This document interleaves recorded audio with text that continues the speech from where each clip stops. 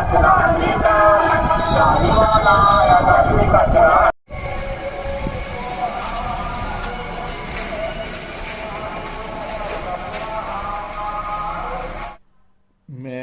Kamal Kishore Soni, retired deputy engineer of forest.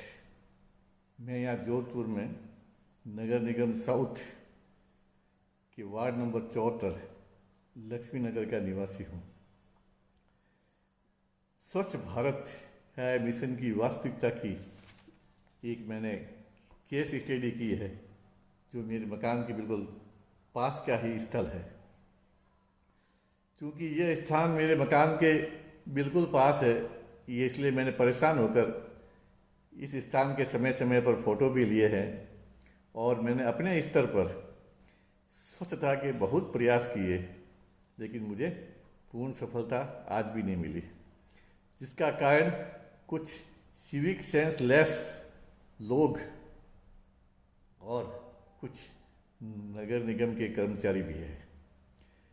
In photograph में मैंने ऊपर दिनांक लिख दिए हैं जिस दिन मैंने ये फोटोग्राफ लिए थे। यहाँ ऊपर वैन प्रतिदिन आती है और अपना मोटिवेशनल जो गीत है वो बजाती हुई निकल जाती है, लेकिन इस ऊपर वैन में कोई भी कचरा नहीं डालता था, क्योंकि मेरे मकान के पास ही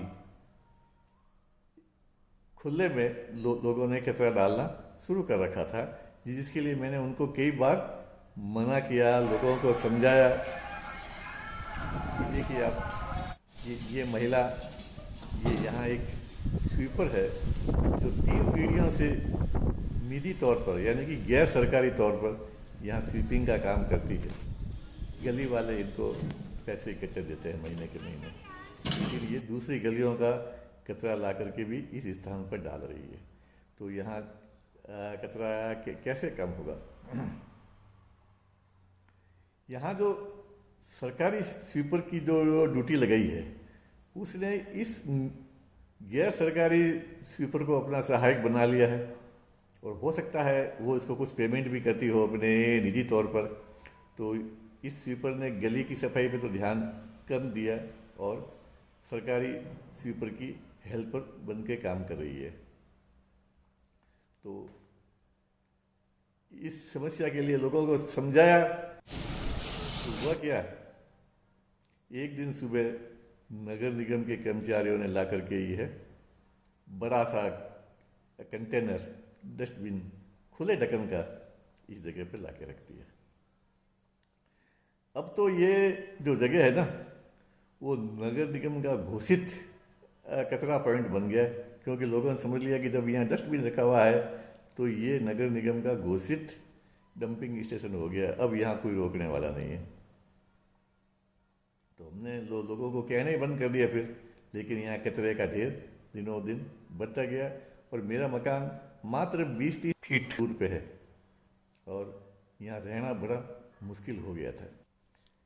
फिर हम नगर निगम के आयुक्त से भी मिले, यहाँ के वार्ड प्रभारी से भी मिले, उनको हमारी परेशानी बताई कि साहब ये यहाँ से ये हटाओ जो कचरा पात्र रखा हुआ है। हालांकि नगर निगम वाले की गाड़ी आती थी जो सप्ताह में 1-2 बार ये कंटेनर खाली करके जाती थी। सप्ताह में 2-3 बार नगर निगम का ट्रैक्टर भी आता था जो कंटेनर के बाहर पड़ा कचरा लेके जाता था।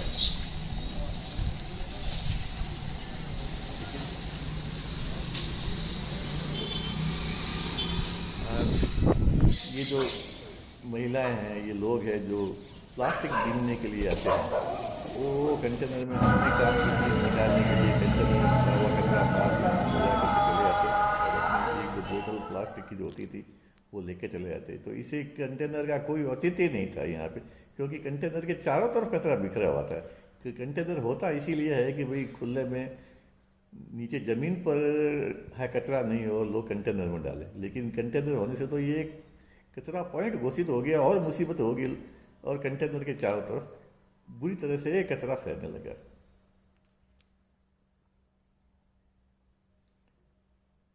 इसके अलावा एक बहुत बड़ी समस्या है कि इस चौक के आसपास जो गलियों में है ना, 15-20 कुत्ते, और कुत्ते इतने बदमाश जो कंटेनर के ऊपर जंप करके चले जाते हैं, और जो कचरे की थैलियाँ होती है और जो बच्चों की हगीज और महिलाओं की सैनिटरी नैपकिन तो इनको बहुत पसंद है।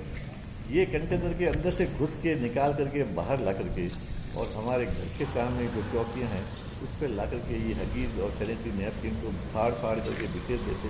खून से सनी हुई वो नैपकिन्स, गंदगी से सनी हुई हगीज घरों के आगे बिखरी है। हमारे छोटे बच्चे जो घर से बाहर नहीं निकल पाते थे, और इन्फेक्शन का तो जो ये बायो हजार्ड है इसका पूछना ही क्या है, तो ये परेशानी का सामना कर रहे थे।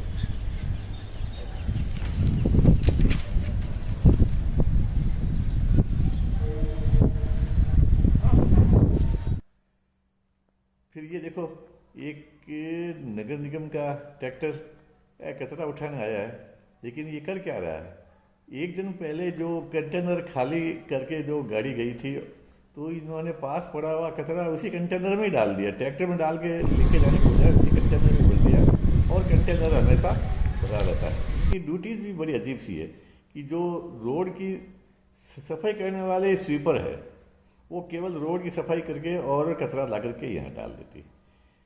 फिर ट्रैक्टर आता, वो कंटेनर के बाहर पड़ा हुआ कचरा सप्ताह में 1-2 बार उठा के ले आता, लेकिन कंटेनर को खाली करके वो कचरा नहीं ले जाता था। फिर सप्ताह में 1-8 बार वो गाड़ी आती कंटेनर खाली करने के लिए, तो वो कंटेनर खाली कर देते, लेकिन कंटेनर के बाहर जो कचरा बिखरा था वो यथावत रहता था। तो मतलब कुल मिला करके यहाँ सफाई कभी हो ही नहीं पाती। कभी कंटेनर खाली होता तो बाहर गंदा रहता, बाहर साफ होता तो कंटेनर भरा रहता, और 7-8 दिन तक वो कचरा सड़ता रहता था, और यहाँ का जो एटमॉस्फेयर है बहुत ही प्रदूषित हो रखा था।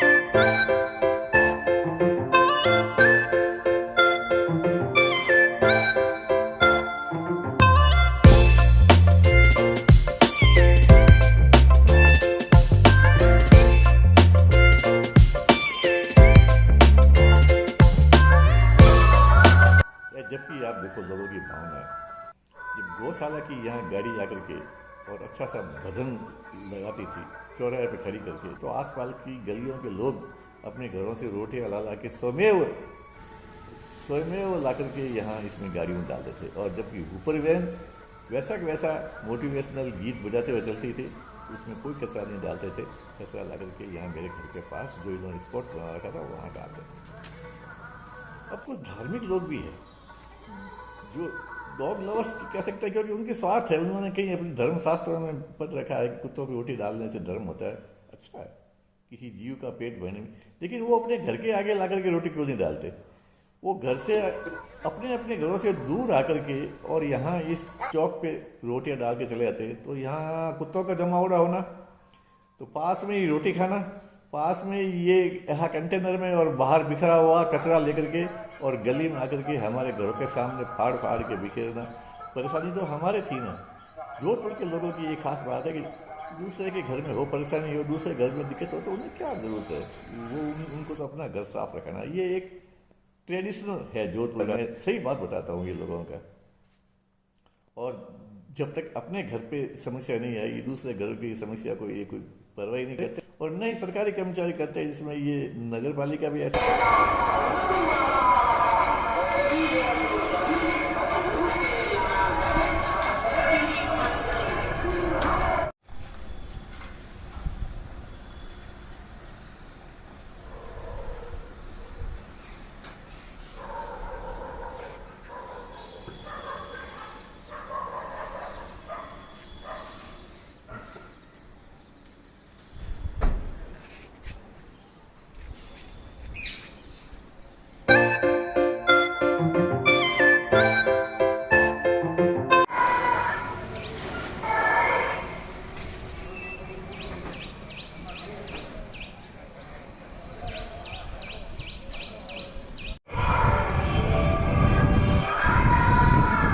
एक दिन संपर्क पोर्टल पर इस समस्या को लोड किया और यहाँ की वार्षद और यहाँ की पार्षद महोदय से व्यक्तिगत रूप से मिलकर के हाथ जोड़ के निवेदन किया कि साहब यहाँ जीना दुर्लभ हो रहा है, आप ये कंटेनर हटा दो। तो भगवान का शुक्र है, एक दिन अच्छी सुबह को एक गाड़ी आई और कंटेनर उठा के ले गई। अब ये नगर पालिका घोषित कचरा स्थल नहीं रहा। फिर भी लोग आए तो उनको हमने समझा कि भाई ये अब डंपिंग स्पॉट नहीं है। आप यहीं से 100 मीटर दूर पावटा भी रोड पर एक कचरा पात्र रखा है, वहाँ डालें। आपके घर के सामने ऊपर वैन आती है, ऊपर वैन में डाल दें। क्यों यहाँ तक डालने आते हो? आप घर के सामने गाड़ी आती है और महीने का 80 रुपये तो चार्ज लेती है, क्या दिक्कत है, डालो उसमें। तो बहुत से समझदार लोग, सभी लोग मान गए। लेकिन लंका में भी दरिद्र होते हैं, समझाने के बावजूद वो तो झगड़ा करने के उतारू हो गए। एक महिला ने तो यहाँ आकर के ये चैलेंज दे करके और डाल के चली गई। डाल अरे हमें होना अरे हमें ऊंचे नीचे बात हो रही बनी थाना बाप ने कितनी बुला लिया जो अरे कचरा के मत बात करो।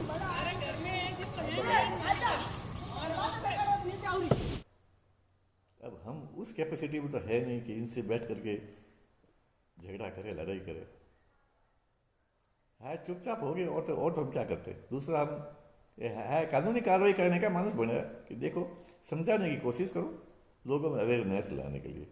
तो लोगों में अवेयरनेस लाने के लिए मैंने एक व्हाट्सएप ग्रुप बनाया, जो हमारे गली आसपास की गली मोहल्ले के लोगों के जो मेरे पास नंबर थे, मोबाइल नंबर थे, ग्रुप बनाया और इस स्वच्छता के लिए उनमें मोटिवेशन भी शुरू किया। आपस में हमने चर्चा की, भाईचारे की बात की और यही क्या भी यहाँ कचरा नहीं हो तो अपने घर साफ सुथरे रहते हैं, अपने मोहल्ला क्लीन रहता है, अपना अच्छा लगता है, अपने मेहमान आते हैं घरों में तो वो भी अच्छा लगता है।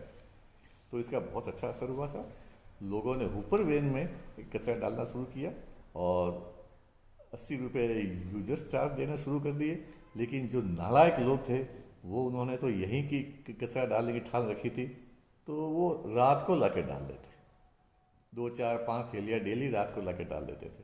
तो मैंने कहा चलो जब मुख्य समस्या अपनी मिट गई है, 4 5 थैलियाँ है तो कभी ऊपर वैन वाला आया था तो मैं अपने हाथ से उठा कर डाल देता, कभी उसको ऑबलाइज करके कुछ दे करके और वह उससे उठवा लेता था।